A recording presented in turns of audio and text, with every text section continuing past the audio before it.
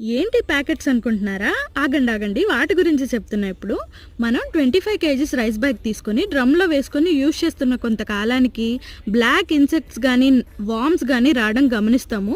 So, అలాంటి ప్రాబ్లమ్‌ని avoid చేయడానికి ఒక మంచి టిప్ చెప్తాను.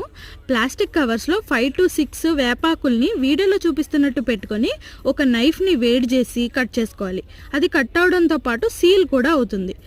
ఒకవేళ మీ దగ్గర జిప్ లాక్ కవర్స్ ఉంటే డైరెక్ట్‌గా లీవ్స్‌ని ఆ కవర్‌లో పెట్టేసుకొని లాక్ చేసేసుకోండి. అలా నేను ఒక 20-30 ప్యాకెట్లు చేసుకున్నాను.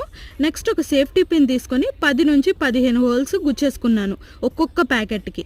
తర్వాత ఆ ప్యాకెట్లన్నీ డ్రమ్‌లో వేసేసుకొని బియ్యం అంతా స్ప్రెడ్ అయ్యేలాగా లోపలికి దూర్చేసుకున్నాను. వేపాకులు ఇలాంటి ప్యాకెట్స్ కాకుండా డైరెక్ట్‌గా ఆకుల్ని తీసుకెళ్లి డ్రమ్‌లో వేసేసుకుంటే కొంతకాలానికి ఆకులనేవి ఎండిపోయి చిన్న చిన్న ముక్కల్లాగా విరిగిపోతాయి.